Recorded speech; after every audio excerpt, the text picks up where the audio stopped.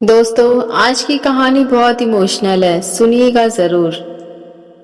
मेरी blood pressure की दवाई खत्म हो गई है और मुझे खांसी भी बहुत हो गई है। साहिल बेटा, आज संडे है, तेरे ऑफिस की छुट्टी है, तो जरा मेरे लिए दवाई ले आना, खांसते हुए बोली सीमा जी।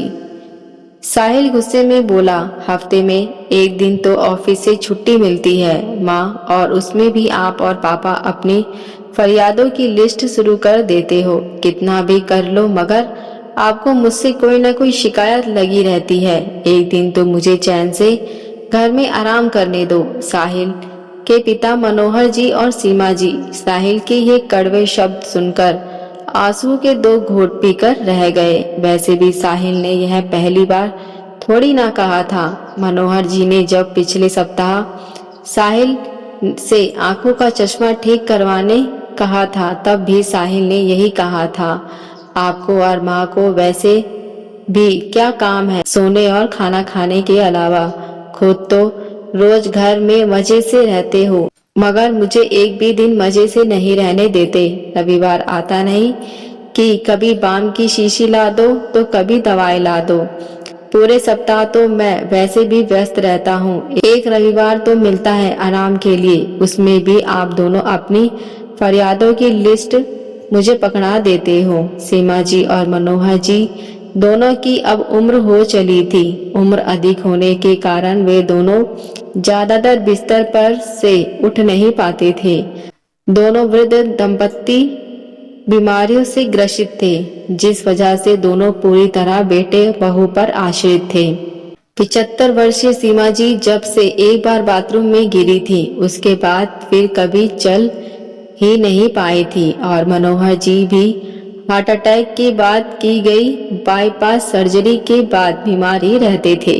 बेटा बहू पर ही आसरा था इस उम्र में, मगर वे लोग भी वृद्ध दंपत्ति पर ध्यान नहीं देते थे, और कुछ भी कहो तो कहते हैं कि इनकी शिकायतें और फरियादें कभी खत्म नहीं होती। साहिल अपने माता पिता को खरी खोटी सुना रहा था, उतने में उसकी पत्नी निशा का फोन आता, जो पार्लर में फेशियल करवाने गई थी। निशा बोली, साहिल मैं यहाँ पार्लर में हूँ, क्या तुम मुझे लेने आ सकते हो।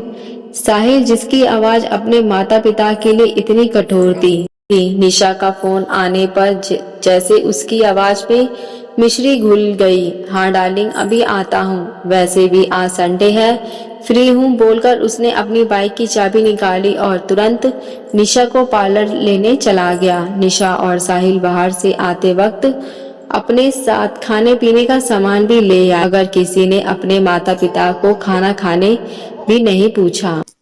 दोपहर के 3 बज चुके थे, मगर अब तक किसी ने मनोहर जी और सीमा जी को खाना नहीं दिया था। मनोहर जी से जब भूख बर्दाश्त नहीं हुई, वे लाठी का सहारा लेकर धीरे धीरे चलकर बाहर देखने गए तो निशा और साहिल और उनके बच्चे बाहर से लाया हुआ खाना खा रहे थे।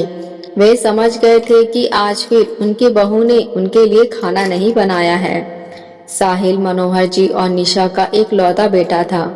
जिस साहिल को पढ़ाने लिखाने उसके माता पिता ने अपना खून पसीना एक कर दिया, वही बेटा बड़ा होकर इतना बदल जाएगा, यह किसी ने नहीं सोचा था।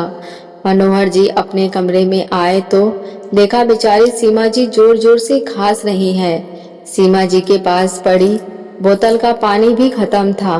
बहू तो कभी सास ससुर के कमरे में आती ही नहीं थी। कभी कभार दोनों पूरे दिन भूखे ही रह जाते, कभी कभार बहू खाना दे जाती तो खा लेते, वरना भूखे ही सो जाते। सीमा जी की खांसी की आवाज सुनकर बाहर बैठी निशा जोर से चिल्लाई, बुढ़िया पूरे दिन खांसती रहती है, चैन से खाना भी नहीं खाने देती। साहिल बोला, उन दोनों को काम ही क्या है, तुम क्यों गुस्सा करके अपना मूड खराब कर रही हो। मनोहर जी और सीमा जी फिर आंसुओं के 2 घूंट पीकर रह गए।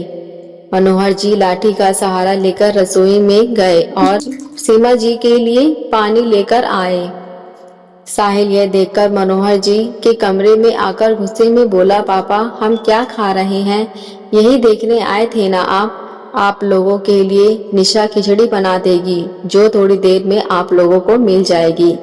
यूं किसी का खाना झांकने आना अच्छी बात नहीं, कहते हुए साहिल ने जोर से उनके कमरे का दरवाजा बंद कर दिया। मनोहर जी तो बेचारे पानी लेने गए थे। साहिल ने जो भी कहा उस बात का मनोहर जी के दिल पर ऐसा असर पड़ा कि उन्हें हार्ट अटैक हो गया और वह उसी पल भगवान को प्यारे हो गए। सीमा जी ने मनोहर जी को बहुत जगाने की कोशिश की, मगर मनोहर जी की आंखें सीमा जी को निहारती हुई खुली की खुली ही रह गई थी। बाहर से साहिल और निशा की हंसी ठिठोली की आवाज आ रही थी। किसी को अपने माता पिता की कोई फिक्र नहीं थी। सीमा जी के पास पड़ी मच्छरों को मारने वाली दवाई उठाई और खा ली, और वे भी मनोहर जी के कंधे पर सर रखकर हमेशा के लिए उन्हीं के पास चली गईं।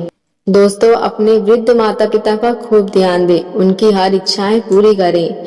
जो माता पिता बचपन में अपने बच्चों की हर फरियाद पूरी करते हैं, बुढ़ापे में उनकी फरियाद बच्चों को फरियादों की लिस्ट क्यों लगती है।